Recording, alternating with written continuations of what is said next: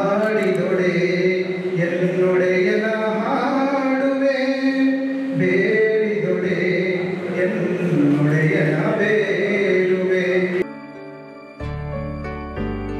ನಿಲ್ಲಿಸಿರುವ ಯಾವುದೋ ಔಷಧಿಗಳನ್ನು ನಾವು ಯಾವುದನ್ನು ನೋಡಿ ಅದನ್ನು ಕಾಪಾಡಬೇಕು ಅನ್ನೋ ಉದ್ದೇಶ ಇಟ್ಕೊಂಡು ಈ ಕಾರ್ಯಾಗಾರಕ್ಕೆ ಏರ್ಪಡಿಸ್ತೀವಿ. ಸೊ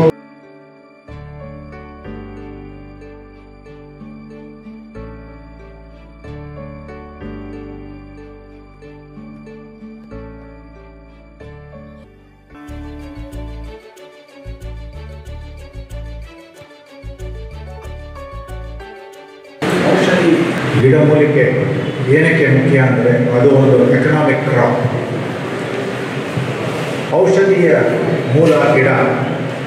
ಈ ಔಷಧಿ ಗಿಡಗಳು ಜೀವ ವೈವಿಧ್ಯವಿಲ್ಲದೆ ಬೆಳೆಯಲು ಬದುಕಲು ಸಾಧ್ಯವಿಲ್ಲ.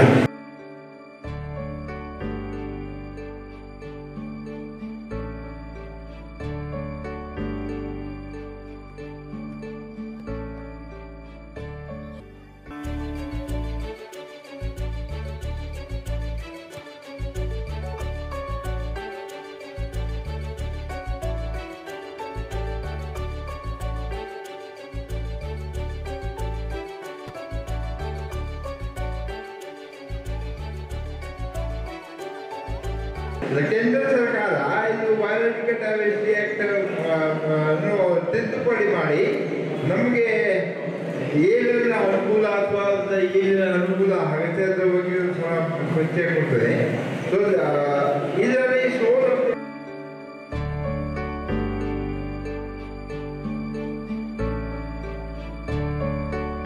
ಎಲ್ಲ ಸಾರ್ವಜನಿಕರು ಮತ್ತು ಎಸ್ಪೆಷಲ್ ನಮ್ಮ ಡಿಪಾರ್ಟ್ಮೆಂಟ್ ಸ್ಟಾಫ್ ಬಹಳ ರೋಲ್ ಇದೆ.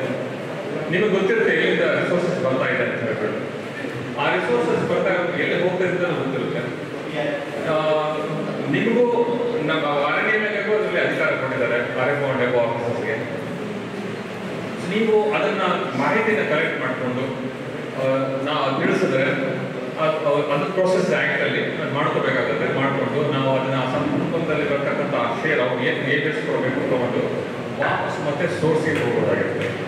ಸೊ ಇದರಲ್ಲಿ ನಿಮ್ಮ ಪಾತ್ರ ಬಹಳ ಮುಖ್ಯವಾಗಿರುತ್ತೆ. ಹಾಗಾಗಿ ಔಷಧಿ ಸಸ್ಯಗಳ ಸಂರಕ್ಷಣೆ, ಅಭಿವೃದ್ಧಿ ಮತ್ತು ಮಾರುಕಟ್ಟೆ ಸ್ಥಿತಿಗತಿ ಬಗ್ಗೆ ಮಾಹಿತಿ ನೀಡಿದಂತಹ ಶ್ರೀ ಸುದರ್ಶನ್ ಜಿಗೆ ಭಾರತೀಯ ಆಡಳಿತ ಸೇವೆ ಪ್ರಧಾನ ಮುಖ್ಯ ಅರಣ್ಯ ಸಂರಕ್ಷಣಾಧಿಕಾರಿಯವರಿಗೆ ಎಲ್ಲರ ಪರವಾಗಿ ಹೃತ್ಪೂರ್ವಕ ವಂದನೆಗಳು.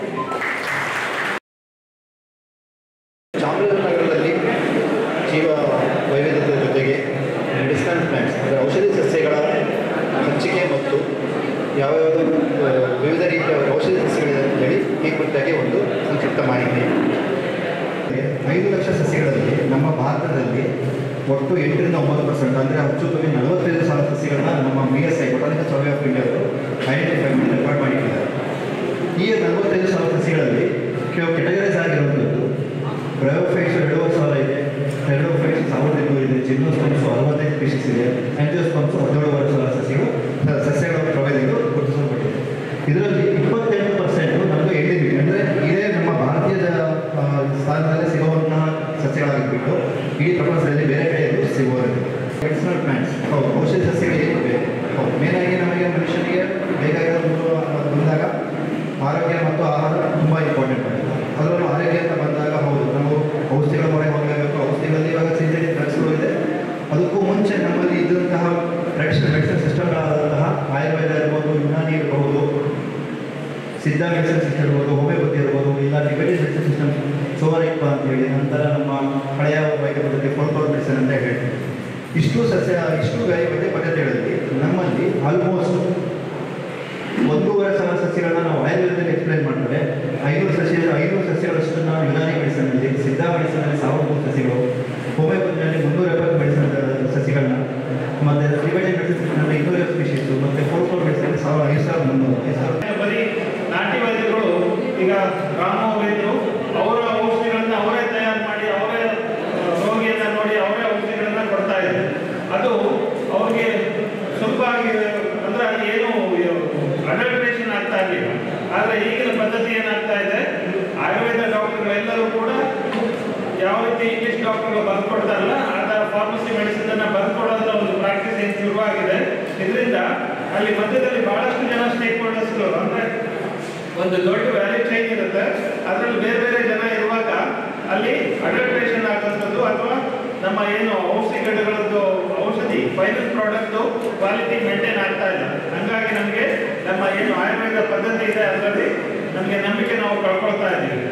22 ಪ್ರಕಾರ ಏನು ಹೇಳ್ತಾರೆ ಅಂತಂದ್ರೆ ಜೀವ ವೈವಿಧ್ಯ ಮಂಡಳಿ ಮಾಡಬೇಕು ಅಂತಿದೆ. ಅದೇ ಪ್ರಕಾರವಾಗಿ 2003ರಲ್ಲಿ ನಮ್ಮಲ್ಲಿ ಕರ್ನಾಟಕ ಜೀವ ವೈವಿಧ್ಯ ಮಂಡಳಿ ಅನ್ನೋದು ಸ್ಥಾಪನೆ ಆಯಿತು. ಈ ಜೀವ ವೈವಿಧ್ಯ ಮಂಡಳಿಯ ಕೆಲಸ ಏನು?